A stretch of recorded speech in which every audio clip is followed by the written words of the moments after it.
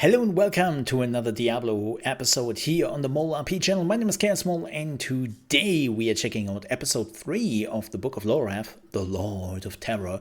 And I'm actually kind of excited to watch this because I assume this is a complete recap of Diablo 1, 2 and 3 and maybe a little bit of the Sim Wars. Like, we didn't talk about the Sim Wars yet, and we also didn't talk about the so-called Dark Exile, as I think it was called.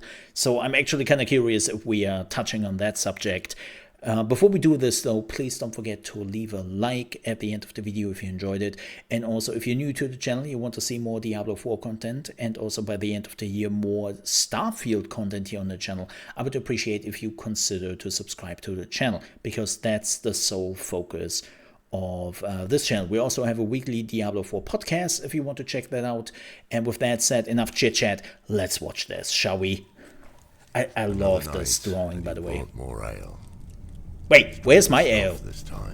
I don't have any ale. For keeping Oh warm man, in the fractured peak. oh, that sucks. I want some ale Pour me now. a cup. Damn. Tonight is a long, sad tale of bravery and betrayal. Sounds like my life. The very fabric What? of our world.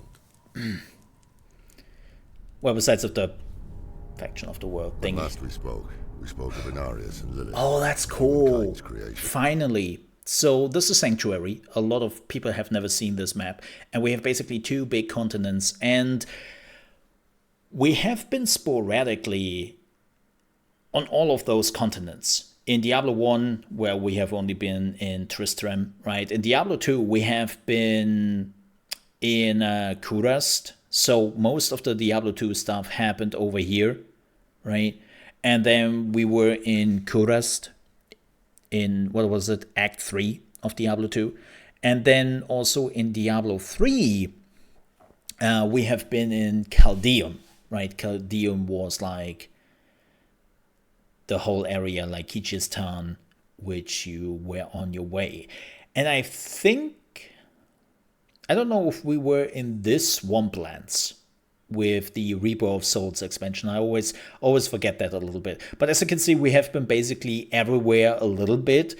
And now in Diablo 4, we are focusing mostly on this whole area, at least at the beginning. I'm pretty sure that we will go to Xiansai at some point, but this will all be like expansions, and we will see how that goes. But it's cool to finally see the world map a little bit of Diablo, because a lot of people haven't done that yet. They have never seen that. They are not aware on how the world looks like in Diablo. So that's pretty cool.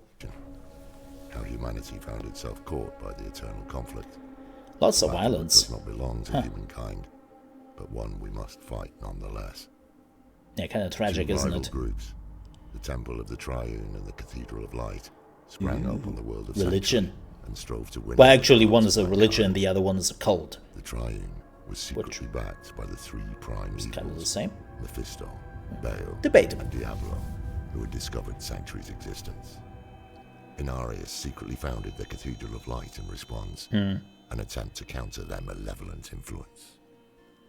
Unbeknownst to either the prime evils or Inarius, Lilith returned to Sanctuary to reawaken her children's dormant powers, Yes. knowing they had the ability to banish the agents of the Burning Hells and Inarius for good. Soon after, Sanctuary was engulfed in what would become known as the Some Sin wars. War, a catastrophic proxy war. So fascinating. So she, like, it's rather interesting how Lilith is trying to free her children and make them basically the next step in the evolution, free of angels and demons. And Inarius is more like, I acknowledge my children, but they're merely a tool to my goals. So he's basically using them. Over the souls of humankind.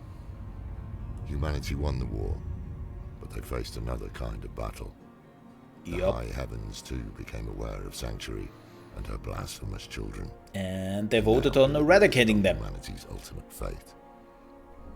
With the Angiris Council split, the Archangel Tyrael cast the final vote Yep. to spare us And from he said no. extermination. Instead, the memory of all that came before was taken from humankind, including knowledge of their inherited power. Yep. In exchange for their part in leaving Sanctuary alone.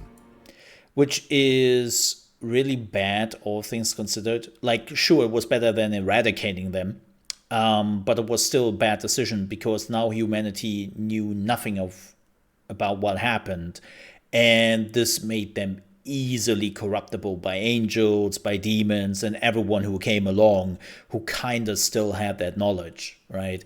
It was The burning hells pretty took bad Elias decision into their custody, and it is said down the road. that he has suffered unending torment at their hands ever since. This is also an interesting point. So Inarius was captured and he got freed somehow. And I always forget how, if they ever explained it actually. I don't remember. Let me know down below in the comments. But nonetheless, like, at least before the Sim Wars, Inarius seemed to care for humanity much more than he does now. Like, from what we have seen, just a glimpse in the beta, he seems more distant to humanity. Like, far more distant than he was at least described in the previous lore parts. So yeah, it's interesting. Like, Inarius, I'm still unsure how to feel about this dude. The nature of the burning hells to leave well enough alone, and before long, more attempts to corrupt humankind were underway. Yep. The lesser evils, led by Asmodan and Belial, staged an uprising that upset the established order of the burning hells. There it is. Convinced the prime evils had abandoned the eternal exile conflict in favor of corrupting humanity, the usurpers set out to banish the three prime evils to Sanctuary. They lost fully one-third of their army, but they succeeded in banishing Mephisto, Baal, and Diablo into the mortal realm in what would come to be known as the Dark Exile. They spent decades spreading terror, hatred, and destruction across the land. It is here that the story of the Haradrim begins, when Tyrael assembled a group of powerful mages and tasked them with humanity's defense, standing fast against the tyranny of the... This is so fascinating that the Haradrim basically came into existence because of Tyrael, but as far as I'm aware, Tyrael was not, like, the people were not really known or didn't really know that Tyrael was basically like doing this because he did it all in secret because it was forbidden, and that especially Inarius didn't caught up to this is still like plot armor question mark. prime evils and guarding against the wrathful eyes of the heavens falling upon humankind once again. Tyrael carved 3 soul stones from pieces of the world stone, crystalline prisons designed to contain the malignant essence of a prime evil. Yep. Sapphire for Mephisto, amber for Baal, and crimson for Diablo. Under Tyrael's guidance, the Haradrim sailed across the vastness of Sanctuary for the Lords of Hell, with the aim to contain them. That's what we call a ruby. The Haradrim found Mephisto, and after much struggle imprisoned him. The Sapphire Soulstone was given to the Zakarum for safekeeping. Yeah, that worked out pretty well. But in the process, the Soulstone intended for him was shattered. Yep. The Order's leader, Tal Rasha, trapped Baal's essence in the largest shard of the Amber Soulstone, but feared that was insufficient. The Haradrim concluded they could fuse the shard to a human body in an effort to better contain Baal's power. Tal Rasha selflessly volunteered his own body to contain the Lord of Destruction's raging Poor Tal essence. Rasha, man. Tyrael himself took up the solemn duty of driving the shard into Tal Rasha's heart. The grieving Haradrim sealed away their noble leader within a subterranean tomb, believing they were leaving him to suffer torment beyond imagination as he struggled to hold fast the monstrous Lord of Destruction for all of time. Yeah, about all of time. Tragedy, A few decades. Cain took leadership of the bruised and battered mages. Together, the Haradrim spent nearly 10 years following Diablo's path of terror through Sanctuary, until finally coming to blows and containing him within the Crimson Soulstone. Diablo's Soulstone was carefully hidden deep in a labyrinthian cave system by the Haradrim. To guard the great evil hidden in its depths, a Haradric monastery was built atop the caves. The hope, I believe, was that it would never be disturbed, and that Diablo would be forgotten in the great below, his influence fading with time. But that was not to be. About that. No prison can last forever. Then Blizzard came around and woke him up. Its door can be opened. The land near that small monastery would eventually be settled, and the quiet, prosperous town of Tristram was founded there. Yep. None could have known, except perhaps Diablo, the grim fate that would befall the unfortunate souls that called Tristram God, that home. music. Over time, foreign powers influenced the land, and Tristram became politically significant. At the behest of the Zakharum Church, and guided by Archbishop Lazarus, a Zakharum lord named Leoric crowned himself king of Kandurus and made Tristram his capital. He converted the old Heradric. So if I understand, the bishop was already under the influence of Mephisto, if I understand that correctly. And it was basically Mephisto who worked in conjunction with the church to, in the end, free Diablo, if I still remember this correctly. Monastery into his seat of power, unaware of the threat that lurked beneath. Yep. Leoric was wise and just, Yeah. ushering in an era of peace and prosperity for Tristram. But with time, his outlook darkened, and he grew irrational, his mind slipping towards madness and paranoia. The king began ordering the execution of any who questioned him. People started calling him the Black King. He declared war on the neighboring kingdom of Westmarch, in part thanks to Lazarus's counsel, an unjust and unwinnable war. No. Leoric's eldest son Aidan joined the fight, seeking approval from his father. Shortly after Aidan's departure, Leoric's youngest son Albrecht went missing. Leoric tortured and executed many of his own people in his frenzy to find his son. His knights, freshly returned from the war and appalled at the state of their kingdom, were forced to slay the Black King to stop the brutality. In an attempt to honor the man he had been, Leoric was given a proper burial in the old catacombs. Yeah, Aidan that was too also a returned really to good find the kingdom idea. in shambles. Rumors of the horrific happenings in Tristram spread, along with the news of the appearance of demonic creatures, Yep. and brought adventurers to Tristram. Two such adventurers joined Prince Aidan when he entered the catacombs to find his brother Albrecht. During this harrowing journey, Aidan was forced to strike down his own father, who had been reanimated as a foul entity called the Skeleton That's King. Diablo 1. You played Aiden. Continuing on, Aidan soon found Diablo himself. After a great battle of fire and steel, the Lord of Terror was defeated. But this ending is not a happy one. No. For Diablo had twisted young Albrecht's body into his own demonic form. In slaying the demon, Aidan had slain his younger brother. Yep. Distraught, Aidan pulled the soul stone from Albrecht and plunged it into his own body. In the weeks that followed, End of Diablo Aidan would 1. seek comfort with a local witch named Adria.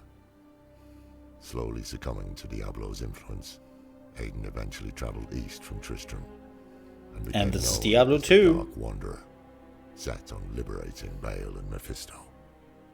As the Dark Wanderer traveled east, a new group of adventurers arrived in Tristram. They rescued Deckard Cain from the ruins of Tristram, who implored them to give chase. Soon the party found themselves taking part in a dangerous pursuit of the Lord of Terror. Following the Dark Wanderer's path towards the tomb of Tal Rasha, the adventurers would face the lesser evils of Andariel and Duriel, who had rallied to Diablo's aid. Instead of Tal Rasha, Duriel. they Oh, discovered Tyrael imprisoned in the tomb. Baal, horror. still using Tal Rasha as a vessel, had escaped imprisonment to join Diablo in his guise as the Dark Wanderer. Together they had overcome Tyrael and trapped him in the prison he'd made for Baal so long ago. The heroes pressed on to find Mephisto, the Lord of Hatred, deep in the jungles of Kurast. Once more the heroes were too late to stop Diablo, as he shed what little of Aidan remained, reverting to his monstrous demonic form before returning to the burning hells to rally his demonic legions. Mephisto remained behind, believing he could defeat the brave pursuers. That is an awesome His picture, by the way. confidence was misplaced. The Lord of Hatred was defeated and sealed in the Sapphire Soul Stone. That's pretty cool. The heroes followed the Lord of Terror into the burning hells, thinking only of Sanctuary, and not the grim fate that likely awaited them there. At Tyrael's request, the heroes confronted the corrupted angel Isuel on the Plains of Despair. In slaying him, the heroes freed Isuel's spirit, and he informed them that the prime evils knew how to corrupt the soul stones. With this information, Cain sent the heroes to the Hellforge to destroy the Sapphire Soulstone, in the hopes that this would prevent Mephisto from manifesting in this world ever again. Yeah. Once there, they had to defeat a demon called Hephasto the Armorer, a towering monstrosity with wide horns. His powerful arms strengthened by thousands and thousands of strikes with his Hellforge hammer against the anvil. After successfully destroying the Sapphire that they are focusing so Soulstone, much on that part. the heroes traveled deep into the wastes of the burning hells to face the Lord of Terror himself. They fought a fierce, That's such a cool animation. against increasingly I love dire that. odds deep in Diablo's own realm. But the heroes fought and defeated Diablo. They pulled the shard from Diablo's head, trapping his essence inside, and returned to the Hellforge to destroy it as well. With this momentous achievement, only Baal remained to threaten Sanctuary. Oh. Unfortunately for us, even one prime evil can unleash inconceivable devastation. Baal was definitely the most successful of all of Diablo in them. hell, Baal, Lord of Destruction, set his demonic army on a course to Mount Arreat, annihilating all in his path on the way to his prize, the World Stone. Survivor accounts describe the prime evil atop his litter, surveying the barbarian city of Secheron with ravenous malice and an insatiable lust for carnage. His vision for Sanctuary was a wasteland stained with blood. It is both humbling and horrifying to know how close he was to achieving that goal. Pretty close. Thanks to the bravery of the barbarians. Well, he kind of managed it when you think about it. Arreat, Baal's army was temporarily repelled, buying time enough for reinforcements and the heroes that had slain Diablo and Mephisto to arrive. They fought their way through Baal's army, up the mountain, and finally... Because into the World Stone had to be shattered in the end. Stone Keep. Yeah. Though our heroes ultimately defeated Baal, they could not stop his poisonous malice from infecting the World Stone. A difficult choice had to be made, and so it was. Tyrael chose to destroy the World Stone, rather than let it fall to corruption. It was not The good. great sword Elle drew in at the World Stone, shattering it. Some of its shards fell to earth, imbued with power. The World Stone was nearly as large as the mountain that housed it, and its destruction turned the imposing peak of Mount Arreat into nothing more than a vast crater. Yep. Local settlements and tribes scattered to the wind, many forced to seek new homes. And it is in this new world It was basically the first calamity which happened on Sanctuary. that the next chapter in our history unfolded. Diablo 3. Okay, so we're doing Diablo Tragic 3 tale of Lear, Diablo's assault on heaven, next one. and Malthael's betrayal, Yeah. and why so few of us remain. Take care in the darkness. There's more lurking out there. Why is he also sending us out all the time? Man, I'm looking forward to that. I hope the next episode will come out in the next few days, and then, of course, we'll watch that also together. This was really cool. Like, I really, really enjoyed this. This was such a cool thing. There were definitely a few things they glossed over, because I assumed they would talk about it in the next episode, right? But yeah, there was some really cool information there, and I love the details. Even though I would have loved a little bit more explanation on how the whole corruption thing happened.